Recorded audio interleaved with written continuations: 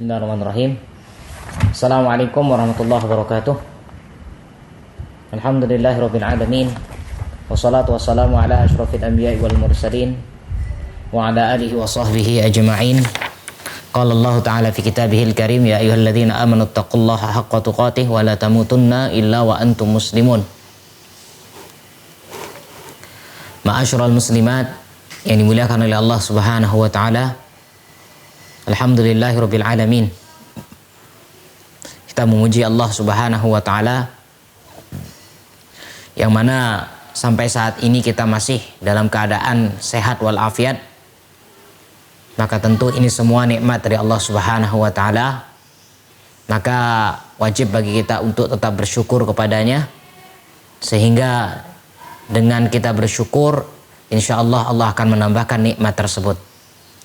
Kemudian yang kedua, salawat dan salam semoga selalu terlimpah curahkan kepada Nabi kita, Nabi Muhammad sallallahu alaihi wasallam. Begitu juga kepada para keluarganya, para sahabatnya dan para pengikutnya hingga akhir zaman. Ma'asyiral muslimat yang dimuliakan oleh Allah Subhanahu wa taala. Kita lanjutkan kembali pembelajaran kita, ya, yang mana kita masuk pada bab yang insyaallah agak sedikit panjang, bab yaitu sholatul jamaah wa fadliha, ya, wujubu sholatil jamaah wa fadliha, wajibnya sholat berjamaah dan keutamaannya. Baik, pada sebelumnya kita perlu ketahui tentang hukum sholat berjamaah itu memang terjadi ikhtilaf di kalangan para ulama. Ada yang mengatakan hukum sholat berjamaah ini hukumnya fardu ain. Ada yang mengatakan fardu kifayah. Ada yang mengatakan hukumnya sunnah muakkadah. Ya, dengan berbagai macam. Begitu juga mereka semua memiliki dalil, mereka semua memiliki nas-nas yang ada. Kita lihat, ya, kalau kita lihat bahwasannya Syekh Shalih Fauzan rahimahullah, kalau melihat dalam tulisan beliau ini, beliau lebih menekankan bahwasanya hukum sholat berjamaah itu adalah hukumnya wajib, ya. Maka dari itu, wa min fawaidi sholatil jamaah, maka beliau menuliskan, ya, termasuk keutamaan atau faedah adanya sholat itu dilaksanakan secara berjamaah. Yang pertama, ta'limul jahil, yaitu mengajarkan orang-orang yang bodoh bagaimana cara sholat yang benar. Kalau kita sholat sendiri di rumah, ya, ini kita tidak tahu, ya, ada hal-hal yang mesti dilakukan, ada hal-hal yang mesti ditinggalkan dan sebagainya. Ada hal yang dikatakan sia-sia atau ada hal yang boleh dilakukan yang memang diperlukan dalam sholat. Maka ini bisa didapati ketika kita melaksanakan sholat secara berjamaah. Kemudian yang kedua, mudha'afatul ajr. Sholat berjamaah secara otomatis akan melipat gandakan, ya, mendapatkan pahala yang berlipat-lipat. Tentu wan nasyat 'alal 'amali shalih indama yusyahidul muslim. Begitu juga membuat lebih semangat, ya. Lebih semangat, ya, untuk melakukan amal soleh ketika dia melihat orang muslim, melihat saudaranya yang muslim yuzawilunal a'mal sholihah. Mereka masih melakukan amal-amal yang soleh. Maka orang ketika, ya, jadi ada suara azan, kemudian dia pakai pakaian, ya, pakai peci, pakai baju koko, pakai sarung dan sebagainya, datang ke masjid, itu adalah sebagai salah satu syiar, ya, syiar bagi kaum muslimin yang lain. Kenapa? Oh iya, itu dia sudah pakaian sholat, berarti sudah masuk waktu sholat, ya. Dan bahkan bisa dijadikan perbandingan nantinya. Oh, itu aja rajin sholat, kok aku tidak sholat, ya. Itu tujuannya, ya. Salah satu hikmah kenapa ada namanya sholat berjamaah. Fayuqtada bihim, sehingga apa? Ketika masih ada orang-orang Islam yang mau melaksanakan sholat berjamaah, di sini ini menunjukkan amal yang soleh, tujuannya adalah agar supaya ditiru.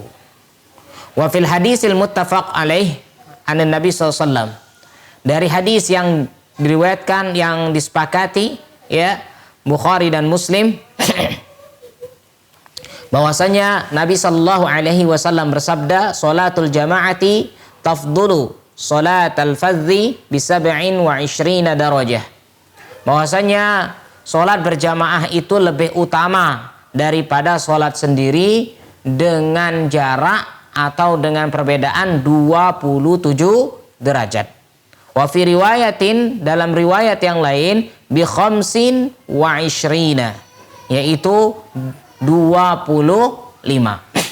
Sholat sendiri mendapatkan 1, sholat berjamaah mendapatkan 25. Riwayat lain tadi mengatakan 27. Fasolatul jama'ati fardun 'ala rijali fil hadari was safar. Nah ini, bahwasanya beliau lebih mengambil pendapat, yaitu pendapatnya ya Allahu a'lam, pendapatnya Al-Imam Ahmad rahimahullah. Ya. Yang mana beliau mengatakan wafil ya fasolatul jamaati, maka solat berjamaah itu fardun 'alal rijal, yaitu sebuah kewajiban yang diwajibkan atas siapa? Bagi laki-laki, baik dalam keadaan mukim maupun safar.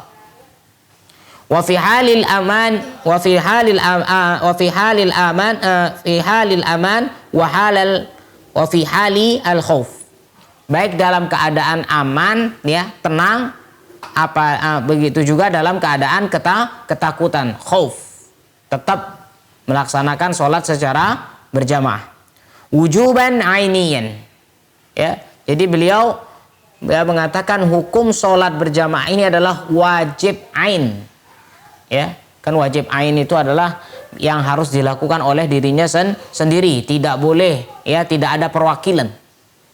Wad dalilu ala dzalika alkitab was sunnah. Jadi beliau mengambil dasarnya dari kitab dan sunnah, wa amalul muslimin, yaitu begitu juga amalan-amalan kaum muslimin qarnan ba'da qarnin, hampir ya dari zaman Nabi SAW, sahabat, tabi'in, semuanya tetap melaksanakan sholat secara berjamaah khalafan an salaf. Wa min ajli dzalika, maka oleh karena itu ya umiratil masajid, maka masjid-masjid dimakmurkan, ruttibalahal a'immatu wal muadzinun, bahkan sudah dijadwalkan masjid-masjid itu ya, yaitu dijadwalkan imam-imamnya dan muazzinnya. Ini semua ditata secara rapi. Hari Senin siapa muazzinnya, nanti sholat duhur siapa imamnya, sholat isya siapa imamnya, kemudian siapa yang nanti menjadi badalnya, siapa yang berada di belakang imam tersebut nanti kalau seandainya imamnya batal ya.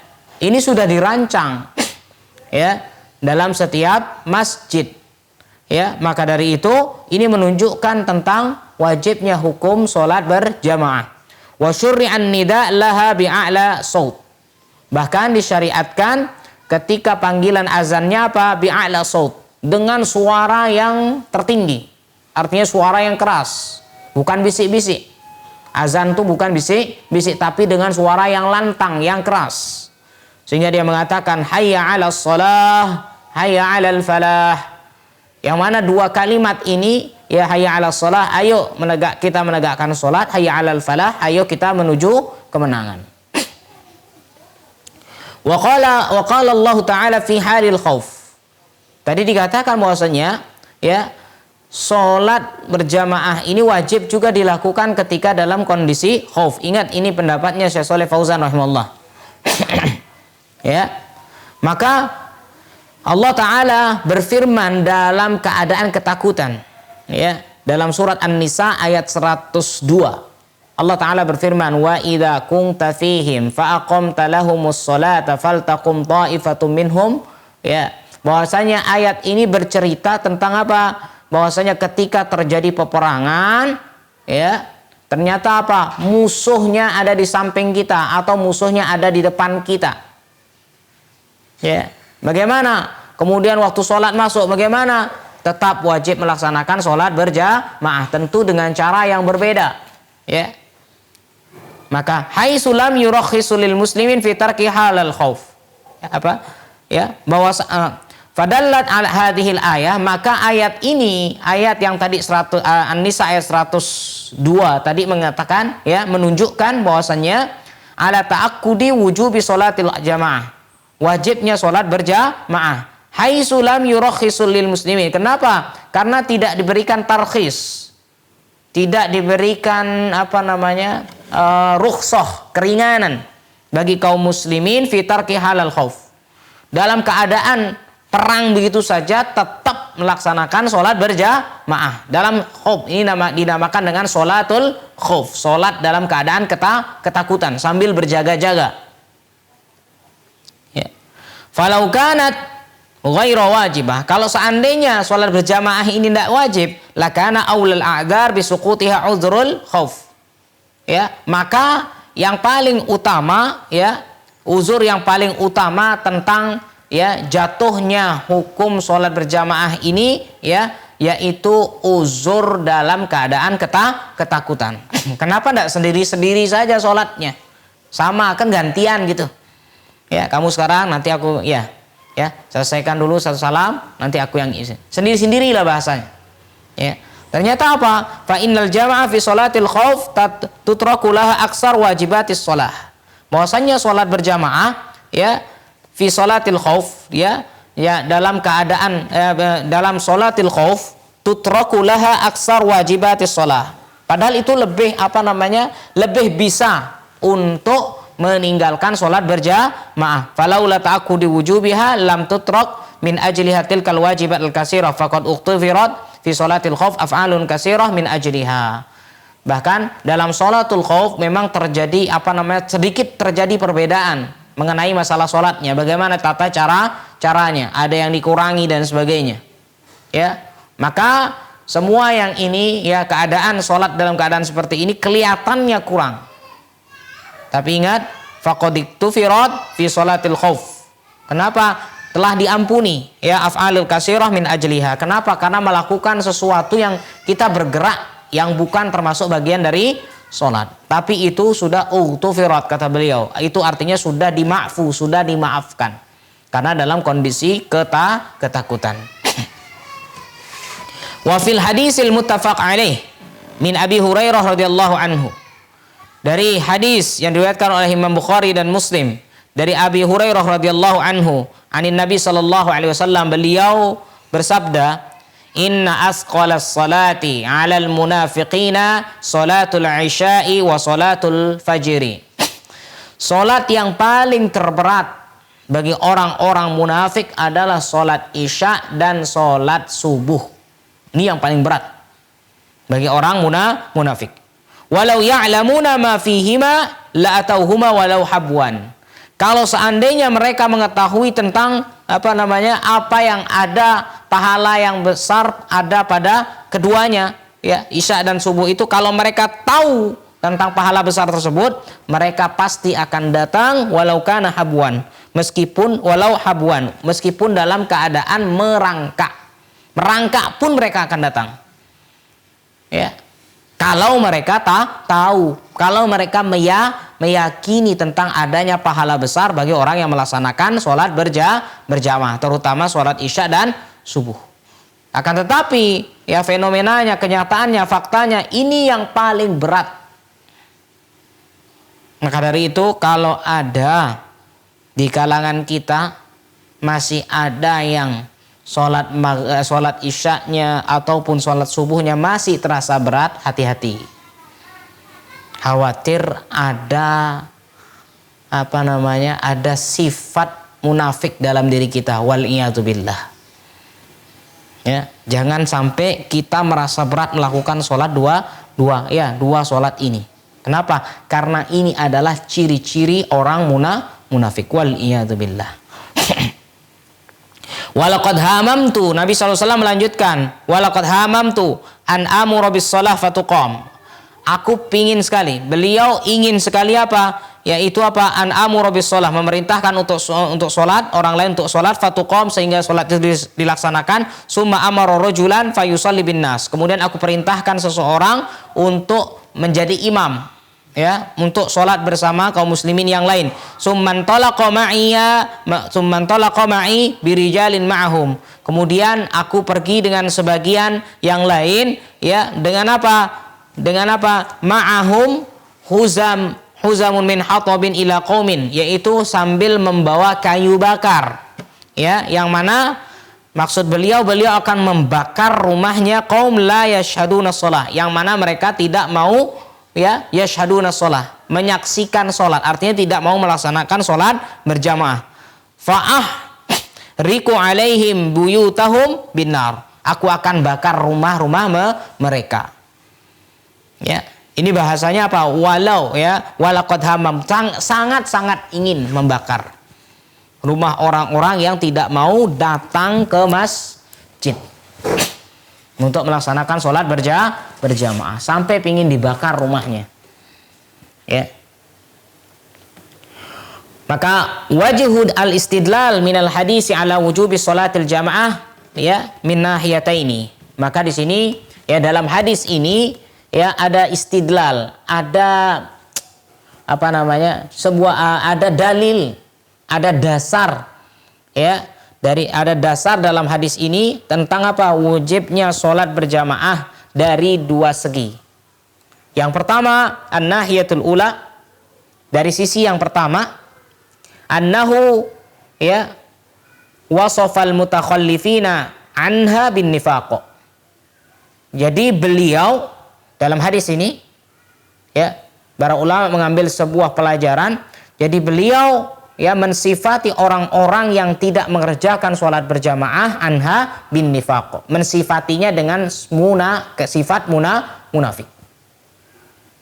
Wal mutakhallif anis sunnah, dan ingat, dan orang yang, ya, yang tidak mengerjakan sunnah, la yu'addu munafiqan, dia tidak terhitung munafik.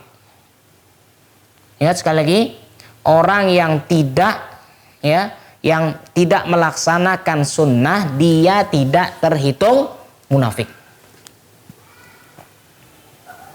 Salah satu contoh, ketika dia tidak masuk masjid, tidak sholat tahiyatul masjid, kemudian dia dalam sholat sholat fardu dia laksanakan di masjid, tapi dia tidak melaksanakan qobliyah dan ba'diyah, ya. Ketika dia tidak melaksanakan qobliyah dan ba'diyah, dia meninggalkan sunnah, itu apakah terhitung munafik? Tidak, ya, tidak terhitung munafik, ya. Maka di sini dikatakan apa? Bahwasanya Nabi SAW mensifati orang yang yang tidak mendatangi jamaah disifati dengan munafik, ya. Maka fadalla ala annahum takhallafu an wajib. Ini menunjukkan apa? Kenapa disifati dengan wajib? Menunjukkan bahwasanya, ya, yang ditinggalkan bukan perkara sunnah, tapi adalah perkara wajib, sehingga diberikan sifat munafik. Kenapa? Yang ditinggalkan adalah kewajiban. Kalau yang ditinggalkan sunnah, dia bukan termasuk, ya, bukan termasuk atau tidak disifati dengan munafik. Yang penting dia sudah melaksanakan kewajibannya, ya. Wan nahiyatu tsaniyah, adapun sisi kedua dalam hadis ini, sebuah pelajaran. Annahu sallallahu alaihi wasallam, bahwasanya Nabi SAW, ya, hamma bi uqubatihim, sangat ingin untuk apa? Memberikan hukuman alat takhalluf anha, bagi orang-orang yang meninggalkan sholat berjamaah. Wal uqubah innama takunu ala tarki wajib. Dan ingat, yang namanya hukuman itu akan diberikan kepada orang-orang yang meninggalkan kewajiban, ya. Jadi orang-orang yang meninggalkan kewajiban itu apa? Konsekuensinya mendapatkan hukuman. Tapi kalau sifatnya anjuran, sifatnya hanya sekedar anjuran, dia ketika meninggalkan, ya sudah, berarti tidak apa-apa, tidak mendapatkan dosa.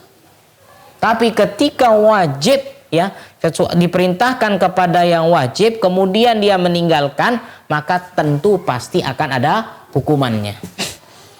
Seandainya kita di rumah nih, ya, apalagi di kampung-kampung, ndak ikut gotong royong bayar sekian, berarti ini gotong royong hukumnya wajib. Berbeda dengan himbauan-himbauan, ya, dihimbau untuk warga, ya, untuk hadir dalam acara gotong royong dan sebagainya. Ya, ini hanya sekedar himbauan. Bolehkah ditinggalkan? Ya, kalau memang ya ditinggalkan itu tidak apa-apa. Tapi ketika dikatakan wajib, yang tidak datang, yang tidak mau melakukan, denda sekian. Ini namanya wajib. Maka di sini ya Nabi SAW ingin membakar. Berarti membakar di sini adalah hukuman. Beliau ingin menghukum orang-orang yang meninggalkan jamaah. Maka diberikan hukuman ini terhadap orang yang meninggalkan kewajiban, tidak melaksanakan kewajiban, maka dia diberikan hukuman. Wa innama mana'ahu sallallahu alaihi wasallam, sesungguhnya Nabi SAW melarangnya min tathiri hadhil uqubah man fil buyut minan nisa. Bahwasanya tapi ini ya hukuman ini tidak diberikan kepada memang orang-orang yang memang sholatnya di rumah, seperti para perempuan, kemudian dzirari, kemudian yaitu anak-anak keturunan alladzi la tajibu alaihimul jamaah, yaitu orang-orang yang memang tidak wajib melaksanakan sholat berjamaah. Jadi yang sangat ditekankan adalah lelaki yang dewasa, yang sehat, yang mampu. Ini yang sangat ditekankan untuk melaksanakan sholat berjamaah di masjid. Tapi alhamdulillah sekarang kita terutama di Bali ya banyak, masya Allah ya, sekarang ini masya Allah ya, masjid-masjid, musola-musola yang kita punya di sekitar Bali ini, terutama di Denpasar dan sebagainya ya, masya Allah yang berjamaah sangat banyak. Bahkan ada yang menulis kata-kata ya yang tidak berjamaah, apabila dia sholat di rumah suruh pakai mukena dan sebagainya, disindir seperti itulah, kalimat-kalimat sindiran ya. Kemudian wa fi sahihi Muslim, dalam sahih Muslim dikatakan anna rajulan a'ma, ya, jadi ada seseorang yang buta, dia bertemu dengan Rasul SAW ya, bahwasanya beliau minta izin ya, beliau tidak ikut sholat berjamaah ya Rasulullah, wahai Rasulullah, dia mengatakan innahu laisa liqaidun yakuduni ilal masjid, tidak ada penuntun yang menuntun aku untuk menuju masjid.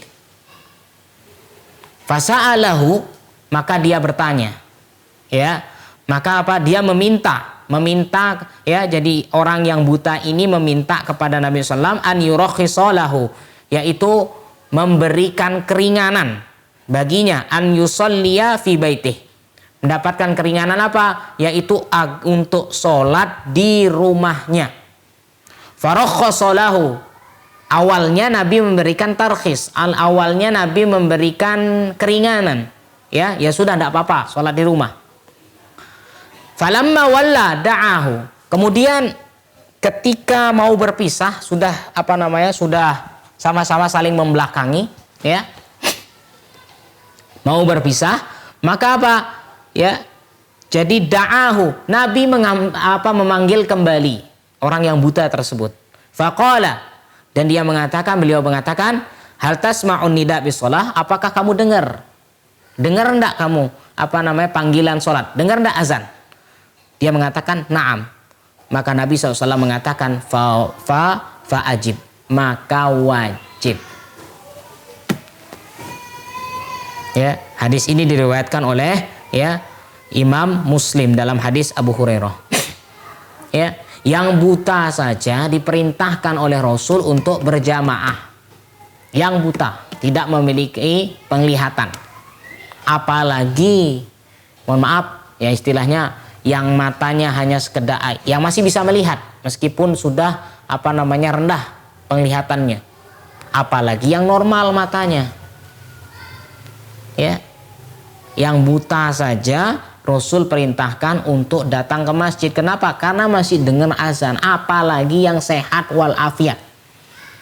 matanya masih bisa melihat dengan jarak jauh maupun jarak dekat, ya, telinganya masih bersih mendengarkan, ya, maka apalagi orang-orang seperti itu, maka lebih wajib lagi, ya. Fa'amarahun Nabi sallallahu alaihi wasallam, maka Nabi sallallahu alaihi wasallam memerintahkan bil huduri ilal masjid, untuk tetap datang ke masjid, li sholatil jamaah, untuk melaksanakan sholat berjamaah, wa ijabatin nida, dan wajib menjawab menjawab azan tersebut, ma'ama yulaqihi minal masyaqqah, walaupun dia mendapatkan kesulitan untuk menuju masjid. Fadalla dzalika ala wujubi sholatil jamaah, maka hadis tadi menunjukkan wajibnya sholat berjamaah. Yang dalam keadaan buta wajib datang ke masjid, apalagi yang dalam keadaan sehat wal afiat. Wa qad kana wujubu sholatil jamaah mustaqirran 'indal mu'minina fi min sadri hadhil ummah. Bahwasanya kewajiban sholat berjamaah mustaqirran, artinya tetap eksis, ya, tetap eksis 'indal mu'minin, ya, di sisi orang-orang yang beriman, min sadri hadhil ummah, ya, dari sadri hadhil ummah, yaitu sudah dicontohkan, yaitu umat yang terbaik, ya. Qala Ibnu Mas'ud radhiyallahu anhu, Ibnu Mas'ud radhiyallahu anhu menceritakan di zaman beliau bagaimana sholat berjamaah itu. Walaqad ra'aituna wa ma yatakhallafu anha illa munafiqun ma'lumun nifaq. Ya, artinya beliau mengatakan kami, ya, bahwasanya aku melihat kami ini di zaman itu, di zamannya beliau Ibnu Mas'ud radhiyallahu anhu, ya, wa ma yatakhallafu anha, tidaklah orang yang meninggalkan sholat berjamaah itu kecuali dia dikenal dengan munafik. Ma'lumun nifaq, bahkan munafiknya sangat-sangat ketahuan. Ya, istilahnya, oh, enggak ada orang, itu kok enggak datang berjamaah, kok sholat di rumah, itu munafik. Seakan-akan sudah terkenal.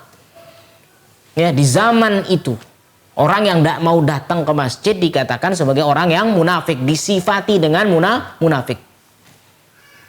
Ya, di zaman-zaman yang terbaik. Walaqad kana ar-rajulu ya'ti bihi yuhada bainar rajulaini hatta yuqama fis shaff. Jadi di zaman beliau, kalau ada yang sakit, ya, ada yang sakit yang dikatakan tidak bisa ke masjid, akan ada dua orang yang datang ke orang sakit tersebut. Kemudian apa? Orang sakit tersebut dipapah oleh dua orang. Dipapah kemana? Dibawa ke masjid. Dimasukkan ke dalam saf-saf sholat berjamaah. Masya Allah. Dipapah oleh dua orang. Agar ikut sholat berjamaah. Itu di zaman, Masya Allah, zaman terbaik. Makanya mereka katakan orang yang tidak datang ke masjid, orang yang tidak mau melaksanakan sholat berjamaah, ketahuan sifat munafiknya. Ya. Maka hadis ini, ya, diriwayatkan oleh Imam Muslim. Fadalla, maka menunjukkan dzalika ala istiqrari wujubiha inda sahabati Rasulullah. Bahwasanya, ya, wujub kewajibannya tetap eksis, ya, di kalangan sahabat Nabi Shallallahu alaihi wasallam. Walam ya'lamu dzalika illa min jihatin Nabi sallallahu. Tidaklah mereka mengetahui tentang kewajiban itu kecuali dari siapa? Dari Nabi sallallahu alaihi wasallam. Wa ma'lumun anna kulla amrin la yatakhallafu anha illa munafiq yakunu wajiban 'alal a'yan. Yang tadi sebagaimana saya katakan, ya. Jadi tidaklah dia meninggalkan sholat berjamaah itu kecuali dikatakan munafik, yakunu wajiban a'yan. Ini menunjukkan bahwasanya hukumnya adalah fardu ain untuk sholat berjamaah. Warwal Imam Ahmad wa ghairuhu, begitu juga diriwayatkan oleh Imam Ahmad dan selainnya secara marfu', al-jafa kullal jafa, hati yang mati dan membatu, wal kufru dan kekufuran, wan nifaq dan kemunafikan. Dikatakan hati yang mati dan membatu, kekufuran dan kemunafikan. Siapa yang dikatakan ini hatinya mati, dikatakan dia orang yang kufur, dikatakan dia orang munafik. Siapa? Man sami'a munadillah. Barang siapa yang mendengar panggilan Allah Subhanahu wa taala, yunadi lis shalah, yang mana panggilan ini mengajak untuk salat, yad'u ilal falah, yang mana panggilan ini mengajak kepada kemenangan, wala yujibuhu, tetapi dia tidak mau menjawabnya. Ya, dia dengar azan, dia dengar qomat, dia dengar azan secara jelas, tapi tidak mau ke masjid. Maka disifati hatinya membatu, keras. Ya, keras. Ya, bahaya kalau hati yang keras. Batu yang keras aja masih bisa dibolongin atau dipecahkan dengan tetesan-tetesan air. Tapi kalau hati, ini adalah urusan Allah Subhanahu wa taala. Meskipun ya, hati ini ya meskipun disirami atau mungkin meskipun diberikan nasihat-nasihat yang sangat dahsyat, ya, Al-Quran dan hadisnya banyak, tapi ketika Allah tutup, Allah matikan hatinya, tidak mungkin masuk. Tidak mungkin masuk. Maka dikatakan al-jafa'u kullal jafa'. Hati yang mati dan membatu. Ini bahaya. Maka hati-hati, orang yang mendengar azan tapi tidak mau ke masjid, berarti hatinya membatu keras. Lebih parah daripada batu. Ya. Hadis ini diriwayatkan oleh Imam Ahmad. Kemudian wasabata hadisun bidzalika, begitu juga ada hadis lain yang mengatakan yadullah alal jamaah. Tangan Allah itu ada pada berjamaah. Ya. Apa tangan di sini? Ya sudah, ketika Allah mengatakan dirinya punya tangan, ya sudah. Ya, yang penting kita tidak berpikir membagaimanakannya atau bertanya, ya, dan sebagainya. Ya sudah, ketika Allah katakan punya tangan, ya sudah selesai. Begitulah. Jadi ahlus sunnah wal jamaah sesuai dengan firman Allah Ta'ala. Allah yang ngabarin sendiri Allah punya tangan. Allah yang mengabari sendiri Allah turun. Allah sendiri yang mengabarkan Allah ya jadi di atas arsy, di atas, di langit. Allah sendiri yang mengabarkan hal tersebut. Ya sudah, kalau memang tidak bisa, akal ini ingat terbatas. Sudah, jangan ngurus-ngurus yang itu lagi. Ya. Jadi kewajiban kita mengimani saja. Amanna, kita beriman kepada Allah Subhanahu wa ta'ala. Tanpa bertanya tentangnya, tanpa membagaimanakannya, tanpa juga mentasbihkannya, menyamakannya, tanpa menyelewengkannya. Tidak. Ya udah, kita maknai sebagaimana yang ada, tapi tanpa mentasbihkan, tanpa mentaktilkan dan sebagainya. Allahu a'lam. Maka beliau sallallahu alaihi wasallam mengatakan tangan Allah alal jamaah, di atas jamaah. Ya, faman syazza finnar. Artinya siapa yang keluar dari itu, ya sudah, dia masuk ke dalam neraka. Kita harus bareng-bareng, berjamaah. Sehingga dikatakanlah ahlus sunnah wal jamaah, tidak bisa sendiri. Ya, wasuila Ibnu Abbas radhiyallahu anhuma. Ya, Ibnu Abbas radhiyallahu anhuma pernah ditanya, an rajulin yaqumul lail, pernah ditanya tentang seseorang yang selalu mengerjakan sholat malam, wa yasumun nahar, bahkan berpuasa di siang hari, wala yahdurul jamaah, tapi tidak sholat berjamaah. Ya, insya Allah ada orang seperti ini, rajin dia sholat malam, berpuasa rajin. Ada orang seperti ini, ada. Kemudian apa? Tapi tidak mau datang sholat berjamaah. Ada orang seperti ini? Ada tentunya. Maka beliau ditanya, Abdullah bin Abbas ditanya tentang orang tersebut. Bagaimana sih orang itu? Ya, jadi tidak mau melaksanakan sholat berjamaah di masjid, tapi rajin tahajud, rajin puasa. Huwa finnar. Ini perkataan Ibnu Abbas, ya, bukan perkataan kita. Beliau mengatakan dia berada di neraka. Oh, ini perkataan Ibnu Abbas, bukan kita. Sekali lagi, hadis ini ya, ini perkataannya Ibnu Abbas, bukan perkataan kita. Ibnu Abbas kita tahu beliau adalah termasuk ya sahabat Nabi Shallallahu Alaihi Wasallam, bahkan termasuk sepupu beliau. Ya, bahkan dikatakan ulama tafsir. Beliau adalah rujukannya para ulama tafsir. Ya ditanya ya. Jadi nas'alullaha al-afiyata wa taufik. Kita memohon kepada Allah Subhanahu wa taala al-afiyah dan taufik ya, li ma'rifatil haqq wa tibaihi, yaitu untuk mengetahui mana yang hak. Kita tahu mana yang hak dan diberikan kekuatan untuk apa? Mengikutinya. Ya. Kadang ada orang yang tahu itu hak tapi tidak mau ikut. Makanya kita berdoa, Allahumma arinal haqqo haqqo warzuqnat tiba'ah. Kita diberikan dilihatkan oleh Allah mana yang hak itu hak dan diberikan kekuatan untuk melaksanakannya. Kita juga apa? Diperlihatkan oleh Allah yang batil itu adalah batil. Dan diberikan kekuatan untuk apa? Untuk menghindarinya. Ya, innahu sami'un mujib. Sesungguhnya Allah itu maha mendengar lagi maha menjawab, ya, mengabulkan doa. Allahu a'lam bishawab. Jika ada pertanyaan, falyatafaddal mashkura.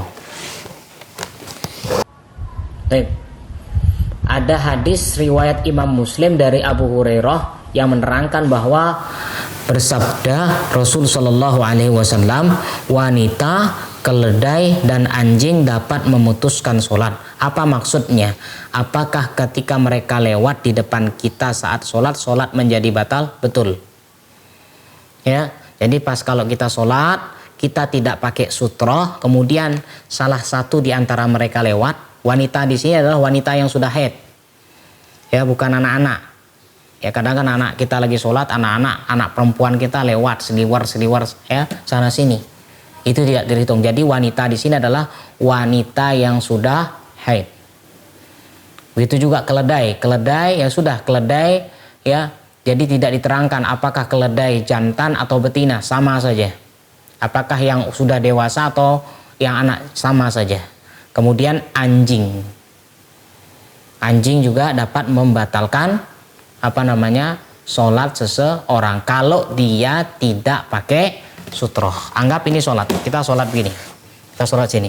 Jadi kalau seandainya anjingnya lewat sini berarti batal. Tapi kalau anjingnya di belakang sutroh itu, maka tidak sampai memutuskan sholat kita. Allahu a'lam. Bolehkah orang yang sholat qashar bermakmum pada orang yang sholat sempurna atau berjamaah? Baik, yang boleh adalah yang qashar itu menjadi imam. Ya, kalau dia sholatnya, ya, jadi yang sholat 4 rakaat, maka kita ikut 4 rakaat. Kalau mau singkat, yang qashar menjadi imam. Nanti yang 4 tinggal menambah saja. Kalau imamnya salam di 2 rakaat, ya sudah tinggal nambahin. Yang tidak boleh adalah imamnya 4 rakaat, makmumnya 2 rakaat. Ini kan enak, duluan dia selesai. Ya, dia malah duluan selesai. Jadi yang pantas adalah yang menjadi imam adalah yang 2 rakaat, yang menjadi makmum adalah 4 rakaat. Kalau yang 4 rakaat jadi makmum, ya jadi imam, ya sudah berarti kita ngikut yang 4 rakaat juga. Apabila kita jadi makmum. Allahu a'lam. Taib. Jika ada 8 orang masuk masjid, mereka melihat orang-orang sholat berjamaah sedang dalam tasyahud akhir. Apakah 8 orang yang baru datang itu langsung ikut berjamaah jadi makmum masbuk semua atau membuat sholat berjamaah baru lagi? Baik, memang ada yang mengatakan ini sudah habis masanya. Ya, dikatakan ada, jadi dikatakan bahwasanya di ruku terakhir atau iktidal terakhir, di tahiyat akhir. Kalau siapa yang dapat itu berarti dia tidak mendapatkan jamaah. Karena itu, ya, Allahu a'lam, silahkan untuk membuat jamaah yang baru lagi. Allahu a'lam. Assalamualaikum, mau bertanya bagaimana posisi yang benar imam wanita dalam sholat berjamaah? Baik, berada di samping. Berbeda dengan laki-laki ya. Kalau laki-laki berada di depan. Tapi kalau jamaahnya perempuan yang menjadi imam adalah perempuan, maka posisi imam ini di tengah dan di samping. Ya, berdampingan, sejajar dengan makmumnya, tidak terpisah. Kalau laki baru terpisah. Tapi kalau perempuan itu sejajar meskipun yang bermakmum 100. Ya, dia sejajar. Allahu a'lam. Assalamualaikum warahmatullahi wabarakatuh. Waalaikumsalam warahmatullahi wabarakatuh. Baik. Bagaimana hukum sholat di atas kasur? Wis. Hukum sholat di atas kasur. Kita yakin dulu sekarang. Kira-kira kasur itu ada najis atau tidak? Ya, mohon maaf nih. Namanya kita suami istri, pernah enggak kira-kira mohon maaf ya, namanya laki-laki kan keluar air mazi. Ya, kita kan enggak tahu kasur itu bekas mazi atau tidak. Pernah dikena mazi atau tidak? Atau mungkin anak kita pernah pipis di sana atau tidak? Ya, kalau memang kasur itu suci, yakin kita suci, boleh di atas kasur. Tapi kalau kita istilahnya sepertinya, ya artinya mohon maaf ini, karena di atas kasur sering berhubungan badan, sering berhubungan suami istri, ada kan mohon maaf, mazi suami itu kan kadang-kadang menempel di kasur dan sebagainya, kita tidak tahu. Maka ya lebih baik kalau memang tidak ada tempat yang lain atau masih ada tempat yang lain, silahkan di lantai saja. Ya, Allahu a'lam. Apakah melamun atau ngantuk pada waktu sujud itu dapat dikategorikan seperti orang yang mabuk karena orang tersebut tidak sadar apa yang diucapkannya? Tidak. Orang yang melamun tidak dikatakan membatalkan tidak dikatakan hilang kesadarannya, tidak. Sehingga membatalkan sholat, tidak. Orang yang melamun ya, jadi dia tetap terhitung suci. Tidak membatalkan wudhunya, juga tidak membatalkan sholatnya. Allahu a'lam. Jika suatu waktu pernah lama menunggu imam yang tak datang-datang, si A akhirnya sholat sendirian di masjid. Setelah itu datang imam dan langsung ada iqomat untuk sholat berjamaah. Si A ikut sholat lagi dalam sholat jamaah itu, gimana hukum kedua sholatnya tersebut? Tidak apa-apa. Ya, tidak apa-apa. Kemudian, apakah seseorang yang berbangkis, dia? Flu ya? Kena flu ya? Apakah seseorang yang berbangkis atau bersin saat sedang melakukan sholat boleh mengucapkan alhamdulillah? Jika tidak boleh mengucapkan alhamdulillah, apakah sholatnya menjadi batal? Jika boleh, bagaimana dengan kita yang mendengarkannya? Apakah boleh menjawab dengan mengucapkan yarhamukallah? Tidak. Bagi siapa yang bersin cukup memberikan isyarat saja. Nanti kalau ini dijawab alhamdulillah, yang sebelahnya yarhamukallah, ini balik lagi jawab yahdikumullah wa islah balakum, ini bisa membatalkan sholat. Karena ucapan yarhamukullah kemudian ucapan yahdikumullah wa islah balakum bukan termasuk bagian dari sholat. Allahu a'lam. Bagaimana cara iqomah ketika sholat jamaah yang hanya ada satu laki dan calon makmum semuanya wanita? Apakah wanita yang melakukan iqomah? Ya, lakinya yang qomat. Dia yang azan, dia yang qomat, dia yang imam. Rapel sama dia. Kenapa? Karena memang kalau ya ada laki-laki, maka yang tetap menjalankan muazzin, ya tetap yang menjalankan azan dan iqomat adalah laki-laki. Tapi kalau seandainya sama sekali tidak ada semacam pesantren wanita, maka boleh. Tapi karena ada di sana satu laki-laki, maka yang melaksanakan azan dan iqomat adalah laki-laki tersebut. Jadi bukan perempuan atau wanita yang menjadi makmum tersebut. Ya, Allahu a'lam. Ada orang yang sedang sholat ba'diyah isya. Kemudian dari belakang ditepuk oleh seorang untuk menjadi makmum sholat isya. Bagaimana nih? Baik, memang terjadi ikhtilaf di kalangan para ulama. Ada yang mengatakan tidak boleh, ada yang mengatakan boleh. Ini ikhtilaf. Allahu alam, kalau memang tidak ada yang sholat lagi, tidak ada yang bisa diajak berjamaah, Allahu alam, boleh ditepuk. Meskipun dia sholat ba'diyah. Kita sholat yang wajib. Allahu alam.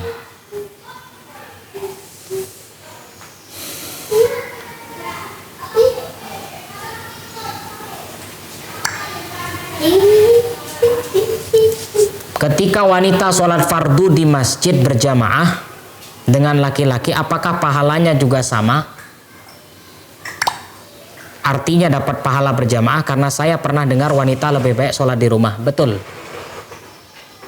Ya, bahwasanya seorang wanita yang sholat berjamaah di masjid sama pahalanya, mendapatkan 27 derajat. Tetapi sholatnya di rumah itu lebih baik daripada sholatnya di masjid. Ya, sholatnya di rumah lebih baik daripada sholatnya di masjid. Bahkan wanita tempatnya di rumahnya semakin tertutup, semakin terpojok, itu lebih baik. Sehingga apa? Ya, bahasanya sholatnya wanita di kamarnya lebih baik daripada sholat di ruang keluarga. Sholatnya wanita yang berada di ruangan tertentu di dalam kamarnya itu lebih baik daripada di kamarnya. Ya, maka ma'asyiral muslimin rahimakumullah, ya, betul bahwasanya ya sholat wanita itu wanita ketika melaksanakan berjamaah dia juga mendapatkan pahala sebagaimana laki-laki, tetapi sholatnya di rumah lebih baik. Allahu a'lam.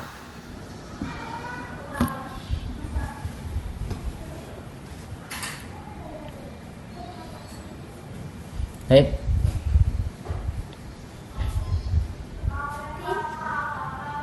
Baik, mungkin ini ya. Insyaallah sudah hampir jam 6. Insyaallah mudah-mudahan yang sedikit ini bisa menjadi bahan pembelajaran bagi kita semuanya. Wabil khusus kepada kami, mudah-mudahan ini menjadi pahala yang besar bagi kita semuanya. Barakallahu fikum.